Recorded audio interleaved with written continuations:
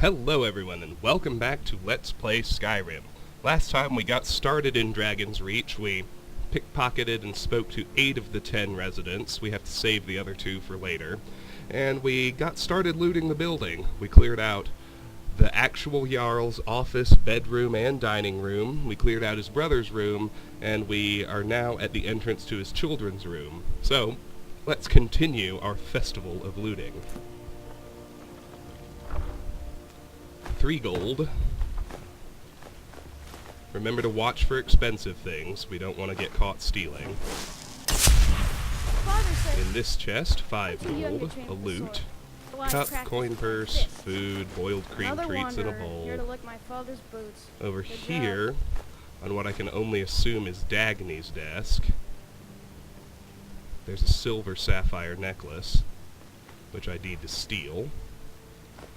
And then some more useless stuff. A little bit of gold. Don't mistake me, gold is useful, but it's hard to know what you're going to need it for in advance. It's whatever you fail to find before you need it, is the bottom line. So, now we're back down to the entrance to Dragonsreach proper. Over here, anyway. Let's pick these 3 lavenders. Let's go over here. Clear that table. Get some more stuff out of that wardrobe. Let's see about this guy. Can we pick his pocket? Have we already? Is the question I mean to ask. And yes, we already have. Let's do these display cases now. 3 of them. Well, let's do the master one first. Any spare lock picks I have. Should be obvious why I'd like to have them for it. And I do, in fact, have 2 spare lockpicks, which is great. This is our first master lock, and you can see just how unforgiving they really are.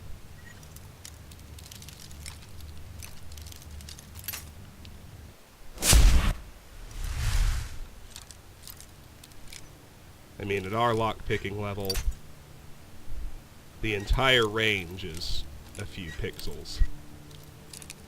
And we need to get right on the correct pixel.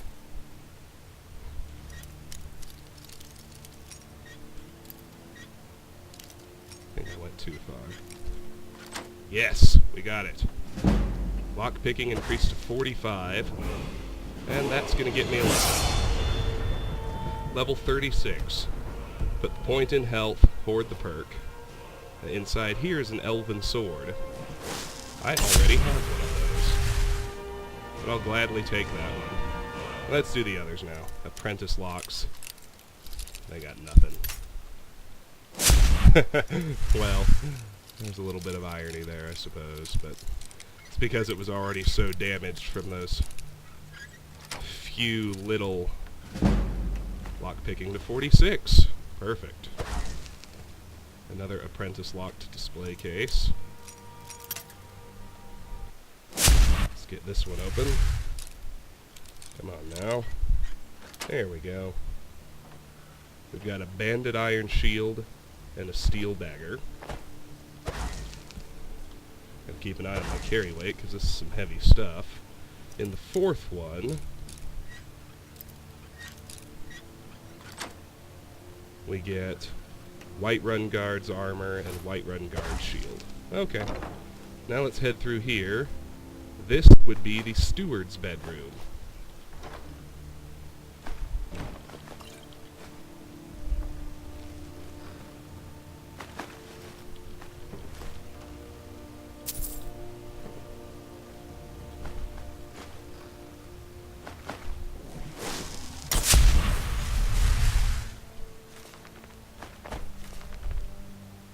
The Madness of Pelagius. That's a new book. By Sathines. The man who would be emperor of all Tamriel was born Thoris Pelagius Septim, a prince of the royal family of Wayrest in 3rd Era 119, at the end of the glorious reign of his uncle Antiochus I. Wayrest had been showered by much preference during the years before Pelagius's birth, for King Magnus was Antiochus's favorite brother. It is hard to say when Pelagius's madness first manifested itself, for in truth the first 10 years of his life were marked by much insanity in the land itself. When Pelagius was just over a year old, Antiochus died, and a daughter, Kintyra, assumed the throne to the acclaim of all. Kintyra II was Pelagius's cousin and an accomplished mystic and sorceress. If she had sufficient means to peer into the future, she would have surely fled the palace. The story of the War of the Red Diamond has been told in many other scholarly journals, but as most historians agree, Kintyra II's reign was usurped by her and Pelagius's cousin Uriel by the power of his mother Potema, the so-called Wolf Queen of Solitude. The year after her coronation, Kintyra was trapped in Glenpoint and imprisoned in the imperial dungeons there. All of Tamriel exploded into warfare as Prince Uriel took the throne as Uriel III, and High Rock, because of the imprisoned empress's presence there, was the location of some of the bloodiest battles. Pelagius's father, King Magnus, allied himself with his brother Sepphoris against the usurper emperor, and brought the wrath of Uriel III and Queen Potema down on Wayrest. Pelagius, his brothers and sisters, and his mother Euthela fled to the Isle of Balfiera. Euthela was of the line of Dyrene, and her family manse is still located on that ancient isle even to this day. There is thankfully much written record of Pelagius's childhood in Balfiera recorded by nurses and visitors. All who met him described him as a handsome, personable boy, interested in sport, magic, and music. Even assuming diplomats' lack of candor, Pelagius seemed, if anything, a blessing to the future of the Septim dynasty. When Pelagius was 8, Sepphoris slew Uriel III at the Battle of Ichidag and proclaimed himself Emperor Sepphoris I. For the next 10 years of his reign, Sepphoris battled Potema. Pelagius's first battle was the Siege of Solitude, which ended with Potema's death and the final end of the war. In gratitude, Sepphoris placed Pelagius on the throne of Solitude. As King of Solitude, Pelagius's eccentricities of behavior began to be noticeable. As a favorite nephew of the emperor, few diplomats to Solitude made critical commentary about Pelagius. For the first 2 years of his reign, Pelagius was at the very least noted for his alarming shifts in weight. 4 months after taking the throne, a diplomat from Ebonheart called Pelagius a hale and hearty soul, with a heart so big it widens his waist. 5 months after that, the visiting princess of Firsthold wrote to her brother that the kings gripped my hand and it felt like I was being clutched by a skeleton. Pelagius is greatly emaciated indeed. Sepphoris never married and died childless 3 years after the Siege of Solitude. As the only surviving sibling, Pelagius's father Magnus left the throne of Wayrest and took residence at the imperial city as the Emperor Magnus I. Magnus was elderly, and Pelagius was his oldest living child, so the attention of Tamriel focused on Sentinel. By this time, Pelagius's eccentricities were becoming infamous. There are many legends about his acts as king of Sentinel, but few well-documented cases exist. It is known that Pelagius locked the young princes and princesses of Silvanar in his room with them, only releasing them when an unsigned declaration of war was slipped under his door. When he tore off his clothes during a speech he was giving at a local festival, his advisors apparently decided to watch him more carefully. On the orders of Magnus, Pelagius was married to the beautiful heiress of an ancient dark elf noble family, Kataria Ra'athim. Nordic kings who marry dark elves seldom improve their popularity. There are 2 reasons most scholars give for the union. Magnus was trying to cement relations with Ebonheart, where the Ra'athim clan hailed. Ebonheart's neighbor, Mournhold, had been a historical ally of the Empire since the very beginning, and the royal consort of Queen Berenziah had won many battles in the War of the Red Diamond. Ebonheart had a poorly kept secret of aiding Uriel III and Potema. The other reason for the marriage was more personal. Kataria was as shrewd a diplomat as she was beautiful. If any creature was capable of hiding Pelagius's madness, it was she. On the 8th of Second Seed, 3rd Era 145, Magnus I died quietly in his sleep. Joletha, Pelagius's sister, took over the throne of Solitude, and Pelagius and Kataria rode to the imperial city to be crowned Emperor and Empress of Tamriel. It is said that Pelagius fainted when the crown was placed on his head, but Kataria held him up so only those closest to the thrones could see what had happened. Like so many Pelagius stories, this cannot be verified. Pelagius III never truly ruled Tamriel. Kataria and the Elder Council made all the decisions, and only tried to keep Pelagius from embarrassing all. Still, stories of Pelagius III's reign exist. It was said that when the Argonian ambassador from Blackrose came to court, Pelagius insisted on speaking in all grunts and squeaks, as that was the Argonians' natural language. It is known that Pelagius was obsessed with cleanliness, and many guests reported waking to the noise of an early morning scrub-down of the imperial palace. The legend of Pelagius, while inspecting the servants' work, suddenly defecating on the floor to give them something to do, is probably apocryphal. When Pelagius began actually biting and attacking visitors to the imperial palace, it was decided to send him to a private asylum. Cataria was proclaimed regent 2 years after Pelagius took the throne. For the next 6 years, the emperor stayed in a series of institutions and asylums. Traitors to the empire have many lies to spread about this period. Whispered stories of hideous experiments and tortures performed on Pelagius have almost become accepted as fact. The noble Lady Cataria became pregnant shortly after the emperor was sent away, and rumors of infidelity and even more absurd conspiracies to keep the sane emperor locked away ran amok. As Cataria proved, her pregnancy came about after a visit to her husband's cell. With no other evidence, as loyal subjects, we are bound to accept the empress's word on the matter. Her second child, who would reign for many years as Uriel IV, was the child of her union with her consort Lariat, and publicly acknowledged as such. On a warm night in Sun's Dawn in his 34th year, Pelagius III died after a brief fever in his cell at the Temple of Kinnereth in the Isle of Bethany. Cataria I reigned for another 46 years before passing the scepter on to the only child she had with Pelagius, Cassander.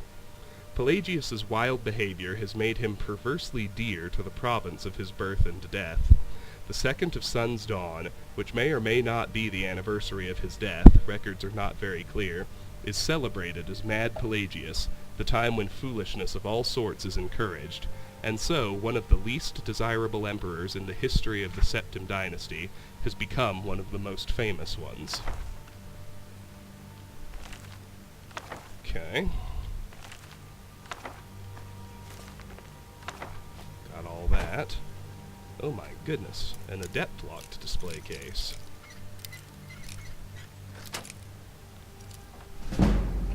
Lockpicking increased to 47. Cool. Alright, let's head down here. This is not an exit yet. So let's loot our way over. How's my carry weight? 212. It's getting up there. I need to keep an eye on it.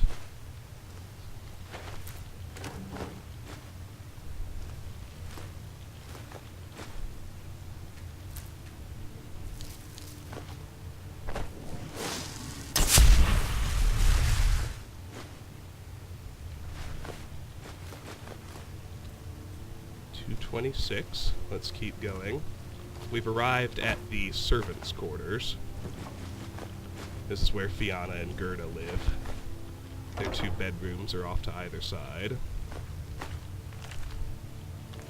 Oops. I did want to take it. Thank you.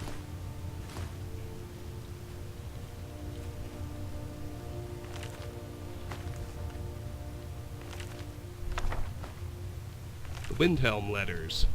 That's a new one. The Windhelm letters. The following transcribed letters were recovered from a strongbox found after a fire consumed a house in Solitude in the early part of the 3rd era. Nobody by the addressed name lived at the home, and it is unknown how long the family had owned the strongbox. The letters are believed to have been written during the reign of Jarl Elgrir the Unminded, who ruled Windhelm in the 2nd era and about whom few other records are extant. My dearest Thessalonius, I hope this letter reaches you and finds you well. It is getting more difficult to find paper within the city, but I still save the scraps sent by the city's tax agents. I hope you don't mind a household reckoning on the reverse of this. Windhelm remains as cold as ever, but nothing compared to the heart of her king. Smoke and revelry rise from the palace daily, while we have little wood or coal to keep the chill off. I fear for the little ones, but they're so brave, having never known any other kind of life.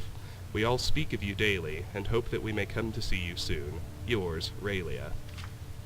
Dear Thessalonius, your last message arrived safely, but the promised gold mentioned within did not. When I mentioned this to the courier, she shrugged and turned to the door with no other word. While hearing from you brings joy to us all, I would caution you to not trust that particular woman again. The minds of the city grow numb with cold and silence. We starve, and the unminded one makes no appearance, no speech, nothing to succor his people. His wizard has been seen walking the streets of the city at odd hours, visiting homes. I saw him paint some horrid symbol on one door. It dripped like blood before vanishing like sand in the wind. The next dawn, nobody who lived there still drew breath. I am a friend to one of the scullery maids who was sent to clean out the house. She described the most horrible things to me and the children, but I will spare you the details. The worst of it is, that was a house that supported the king. If that's what happens to his friends, what will be the fate of the rest of us? But don't let this shift your mind from its important tasks. We all know you work to free us, and pray for your success and swift return. Love, Raylia. This next letter was scribbled onto a piece of cloth with what appears to be charcoal. Fess, I hope you didn't actually, illegible. Efforts are important, but our sufferings must remain, illegible. Retaliation can be swift and terrible. If you no longer care for me, at least think of your, illegible. Love always, R. Dear Thessalonius, weeks go by and we have no word from Solitude. I tell the children that you're simply very busy, but it's getting harder to make excuses for you.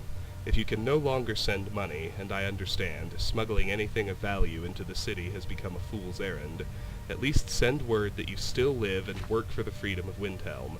As regards your issue that I mentioned previously, worry not. With food shortages being what they are, I have removed it from my concerns. Always yours, Raylia. My dearest Thessalonius, it was good to hear from you at last. Please forgive the rantings of a starving mind.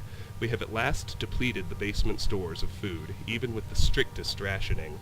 I see the little ones' faces growing thin, and my heart weeps for them. They are, in some ways, brave. I think they're looking after me more so than I them. Please come home. I strongly desire to look upon your face. R. Papa, Ma said to write you, so we love and miss you. Ma is tired a lot, but has lots of visitors, so we are being good and helping. Love, Stessel and Chapel. Thessalonius, I don't have much time. The city has finally broken. The gates of the palace will not keep us out. The storming begins soon. I have gathered those who still have a spirit to live, and we are taking our own fortunes to hand. I hope to see you on the other side of this. Pray for us as we once prayed for you. Your Raylia. There you go. We've read Vernacus and Borlore. Let's go to the other bedroom. It's little. There's a basket hiding behind the door.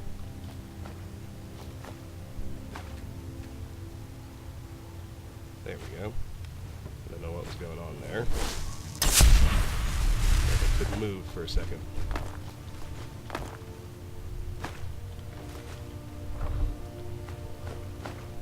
I think I've got all the Horker tusks I need. No, this is the last one. Okay, good. Well, there we go. There's the last Horker tusk, so that is off the list. Always feels good to delete a line. Now this goes back to the Dragonsreach main area. I'm up to 260 carry weight. Only been going 10 minutes, though. I'm going to take this door, and I'm going to go do the Great Porch before I get started on the main area. I think I mentioned there are 4 zones in Dragonsreach. This door here, behind that war table, takes us out to the Great Porch. Now this place is neat for a couple of reasons. Let's check out these balconies on either side. This is the part of the palace that was actually built to capture or to imprison Numenex, the dragon. If you'll remember that story about Olaf One-Eye. And you see this big contraption with its pull chains. We can't activate it because both pull chains have to be engaged at the same time. Let's check out the other balcony. I see a guard patrolling up there.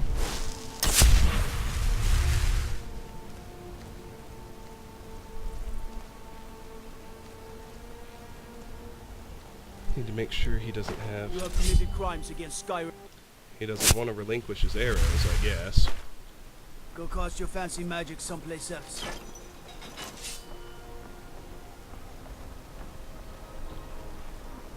He got out his sword because he's going to go practice.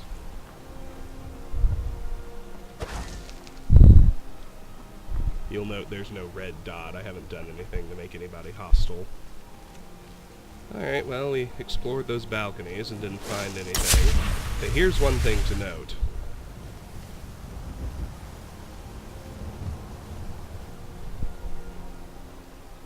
I think he doesn't have any arrows because I took them away from him.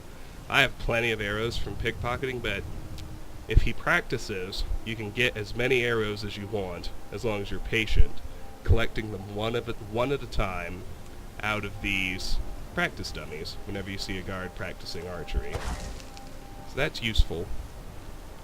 Good to keep in mind if you're ever running low on arrows. Move over here. Not really much to see except the contraption. But here's some more of those planters with lavender in them. That was the word I was looking for in the last video. It's called them planters. And we got 4 lavenders.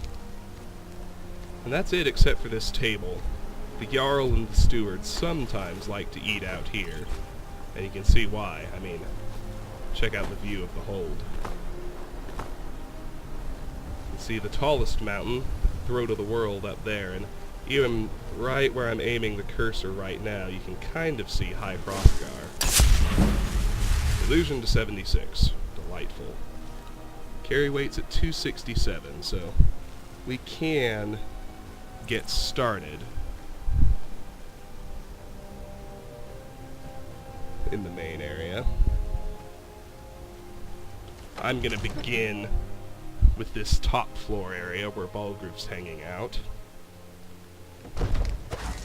Before I do this actual room, let's take a gander at these other 2 balconies. No need to go out to the ends, because we can clearly see there's not actually anything out here. Well, let's get started.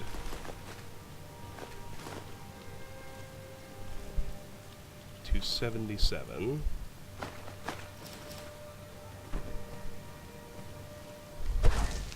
Let's do these 2 next. 283. 285. Let's go peek at the other balcony. There's a weapon rack here, but it's empty. Nothing out on that balcony, so let's get started with whatever we can actually find here. Sacks, that chest. We're at 285. And one other thing to do before we turn our attention to these shelves, the war map. There's one of these somewhere in every capital, and if you trigger, if you just use every marker, you can get all these markers on your map. So I'm going to do that right quick. We got Markarth, Karthwasten, Fort Ragstad, Dragonbridge, Solitude, Fort Snowhawk, Morthal, Rorikstead, Fort Sungard, Fort Greymore, Whiterun, Riverwood, Helgen, Falkreath, and Fort Newgrad. That's all the territory currently controlled by the Imperials. For Stormcloak territories, Fort Dunstad, Dawnstar, Winterhold, Fort Castav, Windhelm, Fort Amel, Iverstead, Shorestone, Fort Greenwall, and Riften. Okay, now let's go here. Inside the end table, we're up to 288. Let's open another apprentice-locked display case.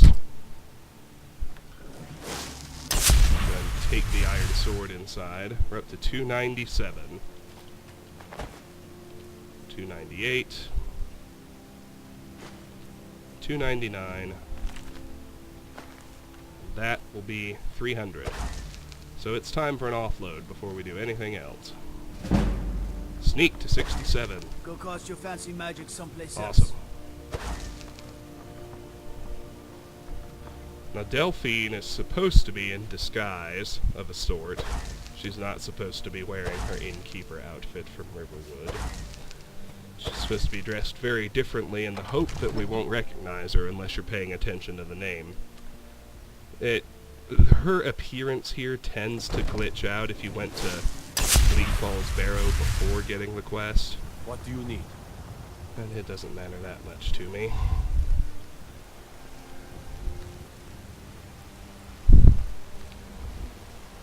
Well, let's creep down to the shops. It's 7:42 p.m. I'm gonna sprint just because I'd like to get to Bellathor before he closes.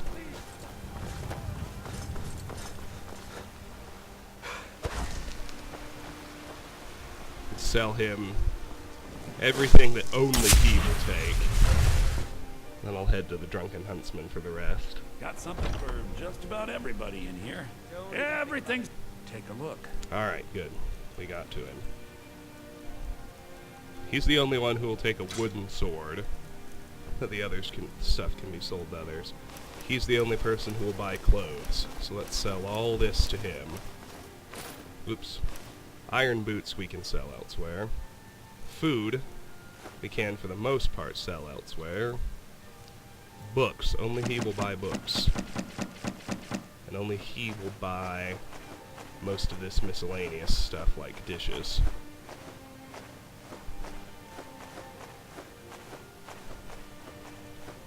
I did not want to sell him my Grand Soul Gem. Fuck! I'll just have to load the autosave. Let me know if there's anything you like. Trinkets, odds and ends, that sort of thing. And now his gold total reset. That's a problem, but not a huge one.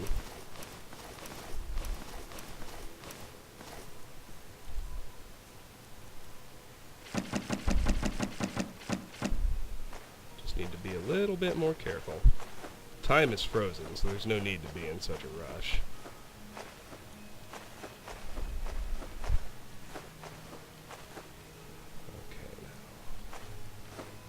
Do not accidentally sell him one of my Grand Soul Gems. I need those.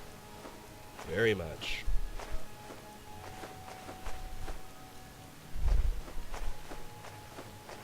Loot. Plates. Pot. Roll of paper. Wooden bowl. 7 gold.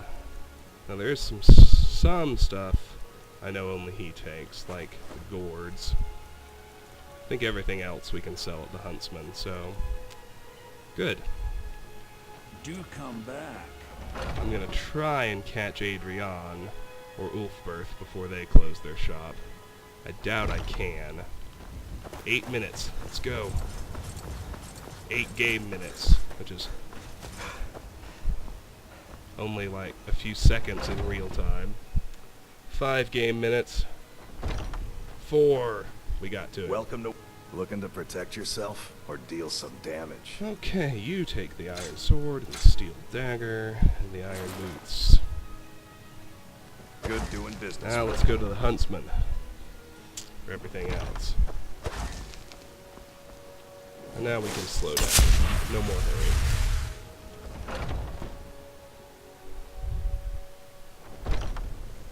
Keep your hands to yourself. Bows and arrows for the mighty huntsman. Alright. Yeah, just food. Sold off everything else, I think.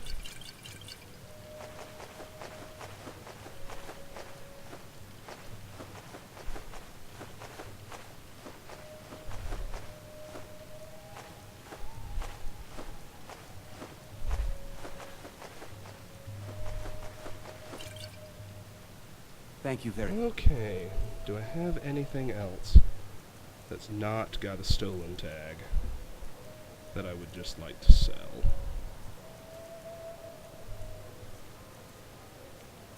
Nope.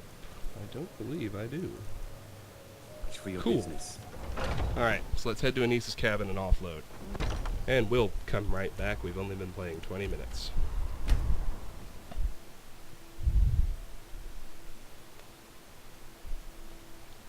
Goodness.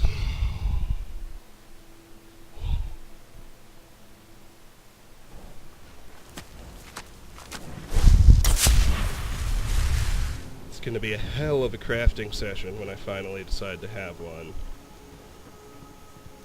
Let's hand all this stuff off. I already had an elven sword.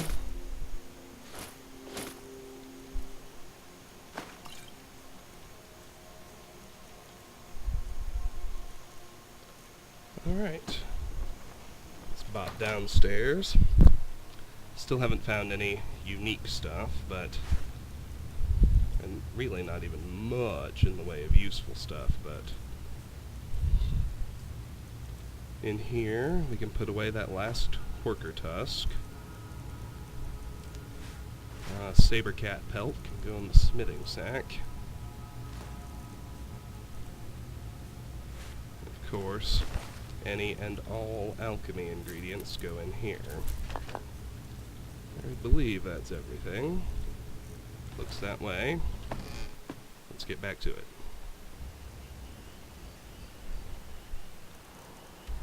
Hey, look at that. I remembered to go straight to Dragonsreach. Good on me, right? What's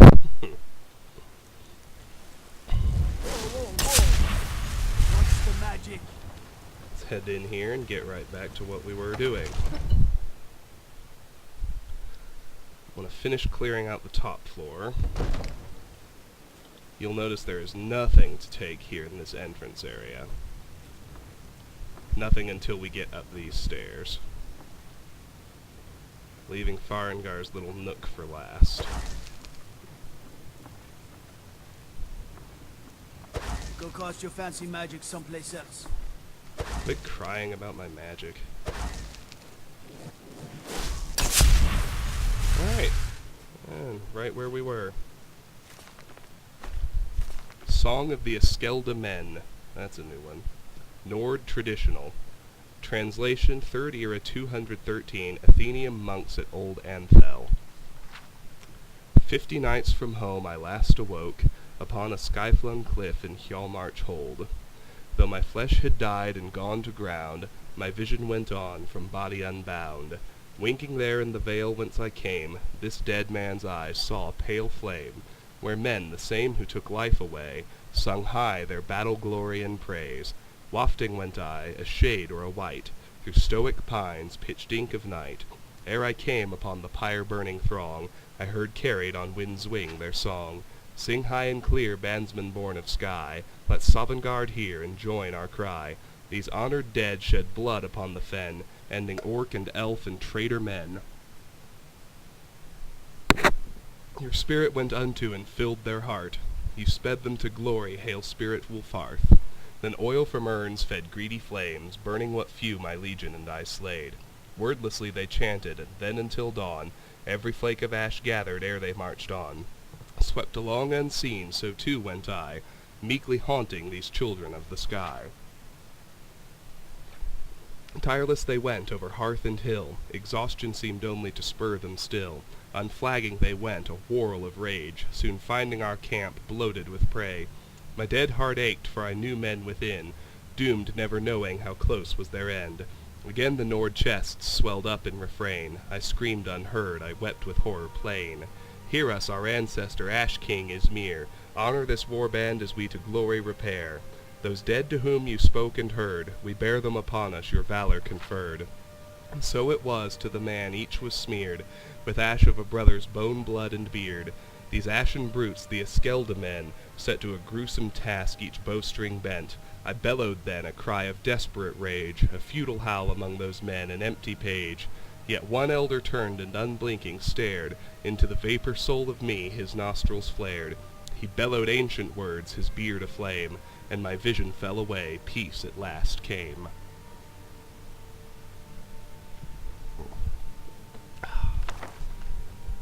Sorry, I'm just trying to finish off my mug of coffee.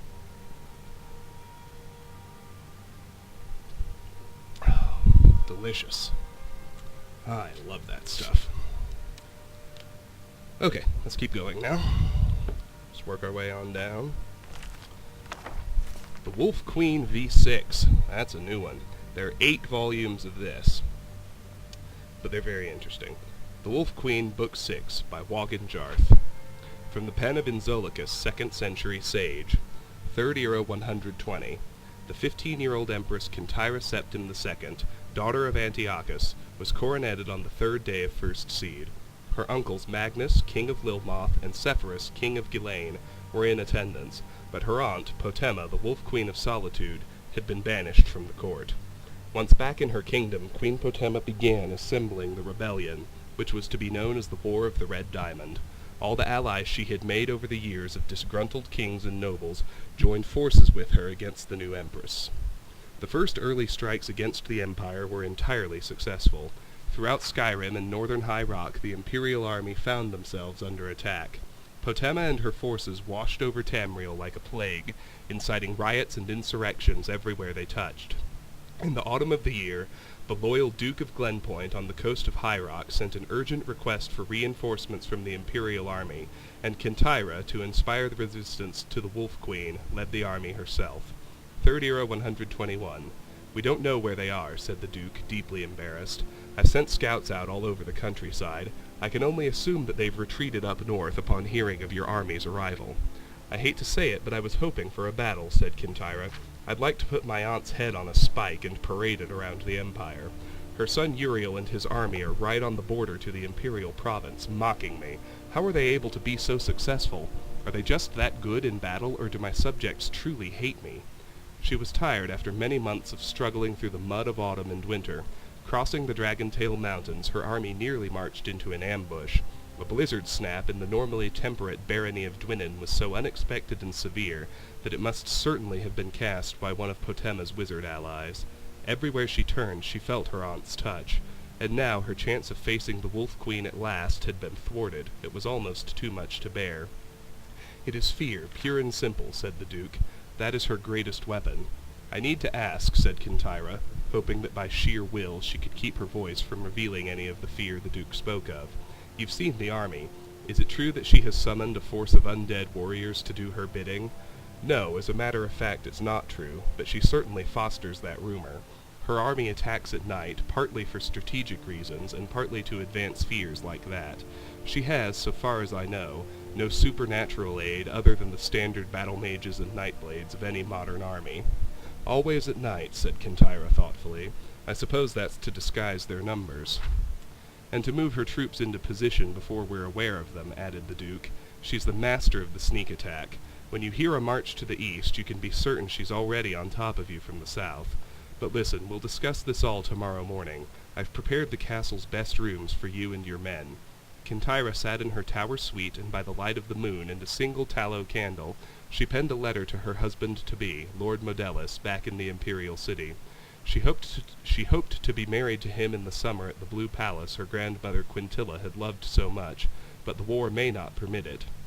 As she wrote, she gazed out the window at the courtyard below and the haunted, leafless trees of winter. 2 of her guards stood on the battlements, several feet away from one another. Just like Modellus and Kintyra, she thought, and proceeded to expound on the metaphor in her letter. A knock on the door interrupted her poetry. "A letter, your majesty, from Lord Modellus," said the young courier, handing the note to her. It was short, and she read it quickly before the courier had a chance to retire. "I'm confused by something. When did he write this?" 1 week ago, said the courier. "He said it was urgent that I make it here as quickly as possible while he mobilized the army. I imagine they've left the city already." Kintyra dismissed the courier. Oops. I just noticed that this is valuable enough that it'll count as stealing. I'm going to take it over here, so I can take it when I'm done reading.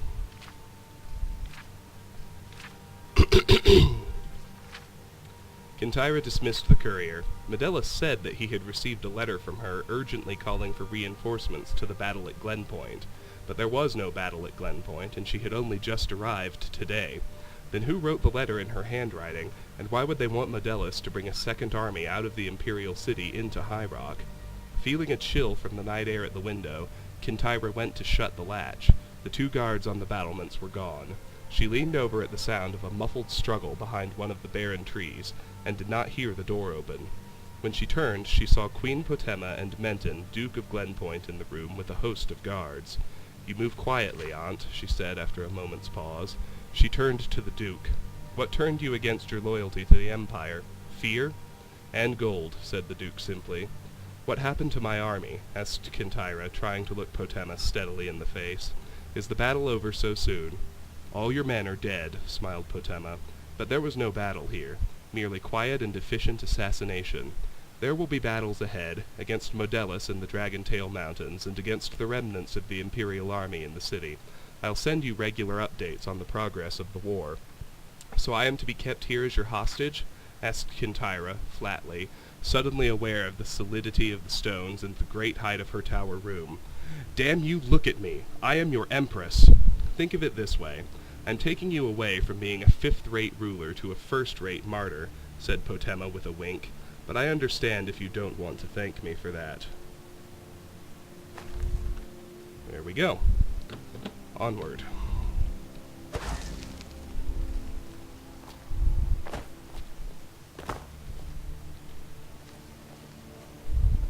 The Woodcutter's Wife. We've read. I'll just let you know if there's anything new. Pirate King of the Abetian. That's a new one. Velek Sane, Pirate King of the Abetian. "Poke out your eyes, lad, pour lead in your ears. Those sails pretend madness, dark horror and fear. Abandon your lasses, your ship and your gold. Blood on the water, Velek this way comes. A noose from the rigging, a plank from boards. Do yourself in, don't try it crossing swords. Mercy's not a shipmate among that heartless horde. Blood on the water, the Pirate King comes. Stout Empire galleon or swift elven skiff, they everyone splinter and just as soon sink. But only after crew and captain have their fun. Blood on the water, your days are done.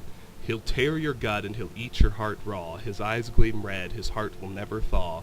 Mark well these words, you quaking babes. Blood on the water follows Captain Velek Sane." Actually, don't want to spoil too much, but we get to meet Velek Sane eventually. How? You'll just have to wait and see.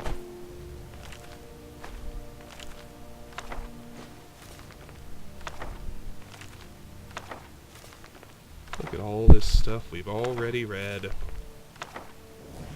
Okay, let's go downstairs now.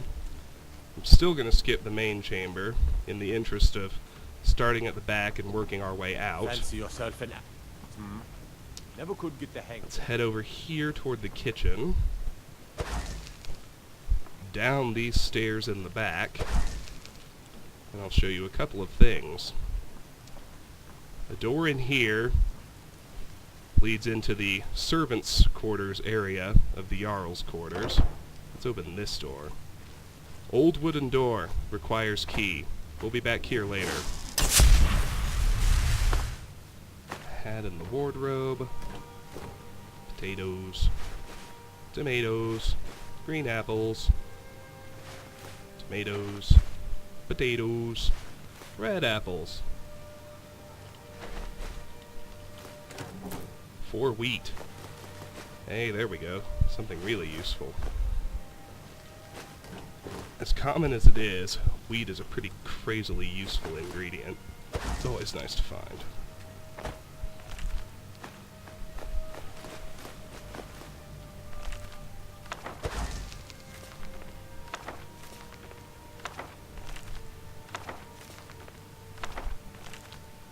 Nothing new there.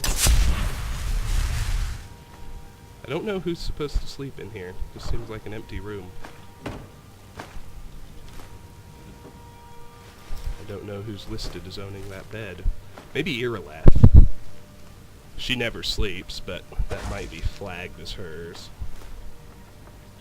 Let's get this stuff, and now let's go over here. Start on this shelf. Just kind of got to jump up to reach all this stuff. Carry weight's doing alright. Now we got all these hanging ingredients. Do those next. Now let's clear this table so we can get up on it. And now we can keep getting ingredients without having to jump. which is nice. For the most part. Had to jump just then.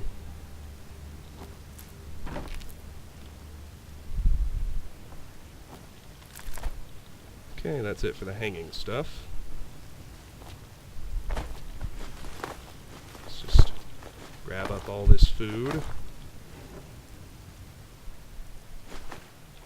204. Still doing okay.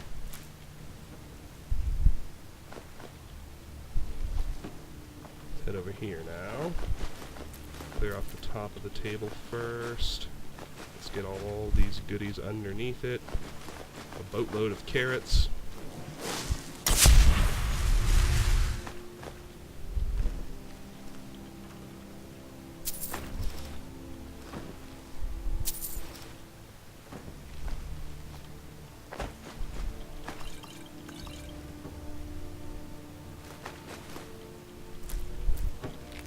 Alright. Gotta make sure I remember to actually search that end table. Okay, 236. All that's left is actual main hall and Farengar's nook. So let's start over here. Start on the opposite side and work our way over toward the nook. Again, only paying attention to any new books we find.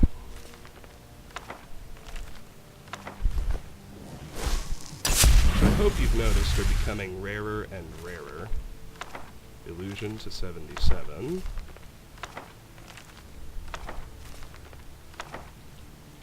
Carry weight 250. Let's do this table.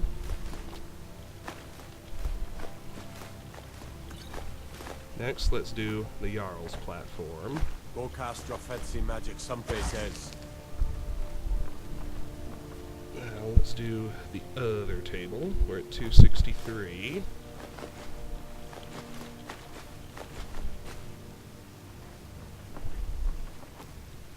Now let's start this side. Let's go back here.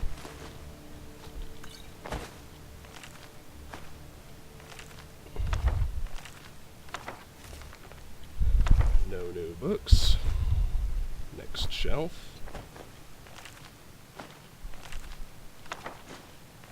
The Holds of Skyrim. We have read that one before. I thought we hadn't, but we have. Up to 287.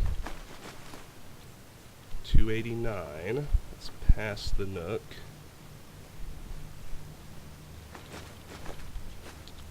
$292.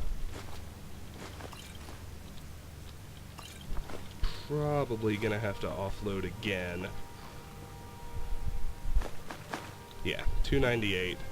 Not quite topped out, but let's go ahead and offload again, and then come back with the intention of looting out Farengar's nook and moving the quest line along. That's exciting. We're nearly done now. Oh, so nearly done, I can practically taste it. You're tired, friend. The Bannered Mare has beds for rent. Thanks for the tip. Just for the sake of building up some sneak experience, let's not forget. We can keep going down here. Imsker's awake. We,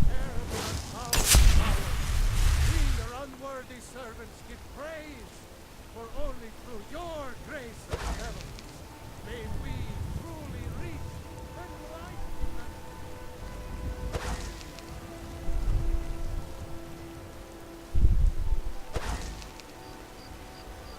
I guess for my purposes here,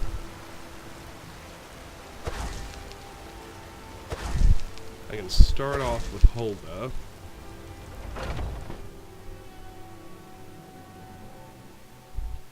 Come on in. We got If you're warm looking food for a challenge, and warm beds. A fine day. Drink for the thirsty, food for the hungry. Okay, let's sell off some food. Oh, that's alright. Certainly not worth a reload. Just lost out on a minuscule amount of speech experience. Well, we got a lot of food to sell after clearing out the kitchens and pantries of the palace.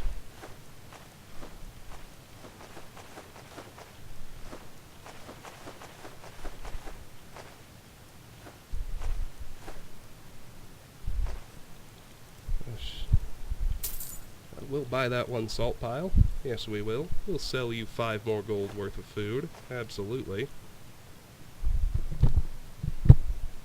Alright, well that's that. Need anything else? Just let me know. At 550, we're still just looking for 24-hour shops. So it's time to head to the Drunken Huntsman.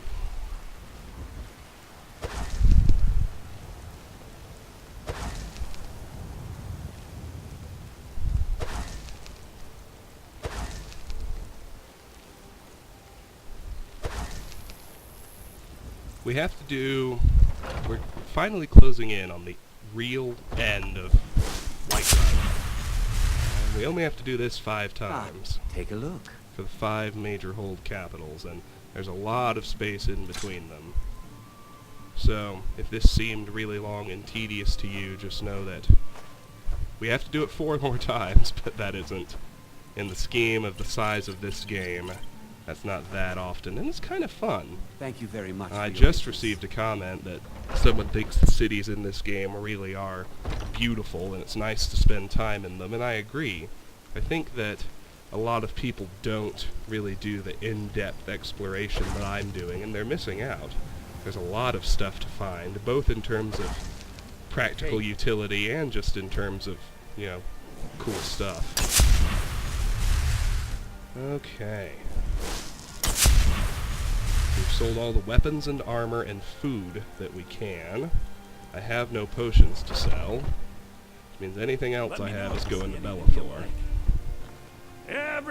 Take a look. He only has 7 gold left, so I'm probably going to have to buy some stuff from him. This is fine by me. Alright.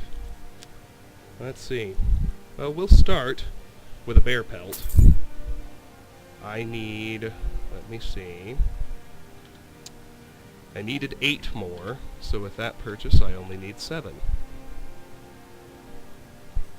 And now he can buy some more stuff.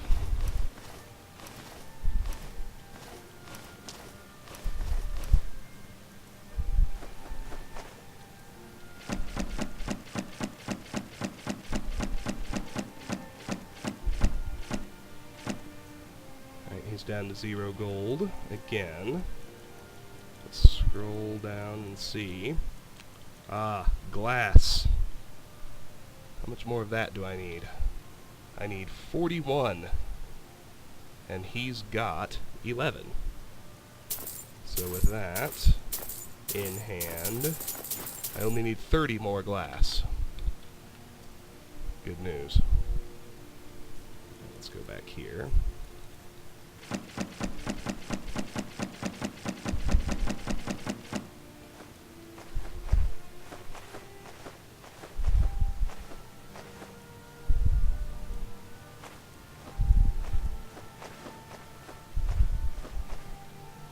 Oh, you're not getting... I'm not selling your glass back to you. That'd be Looney Tunes.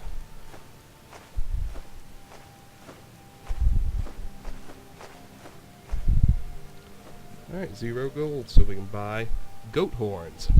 He has 7. I need 77. So, if I buy those 7, that number drops to 70. That's good. Let's get back in here.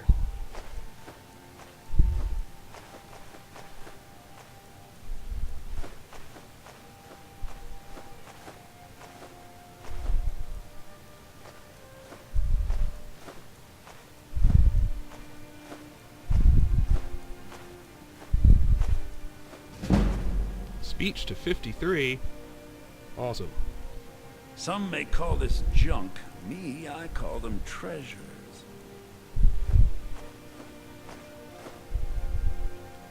And he's at 0 gold again, so... where was I? Useful stuff to be sure, but I'd like to find things off of my quest list, like a saber cat snow pelt. I needed 7. With this purchase, that number drops to 6. Excellent.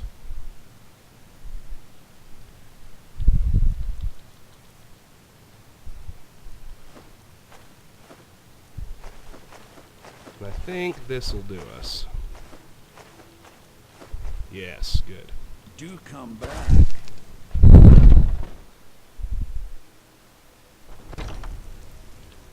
Let's hit Anissa's cabin now.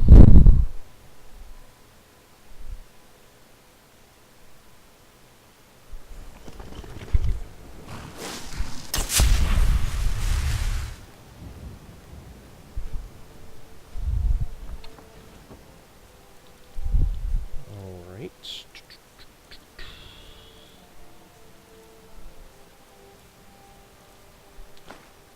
Not much stolen that I just want to sell. Really just that Wolf Queen book. Good. Let's jump in here. Got a lot of stuff to put away in here, which is good.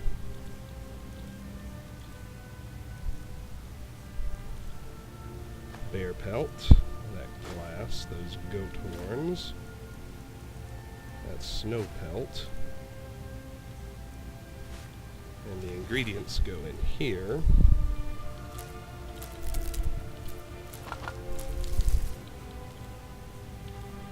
And we're set to head back. Let's fast travel to Dragonsreach again. By my count, I've been going about 50 minutes. Should be enough time to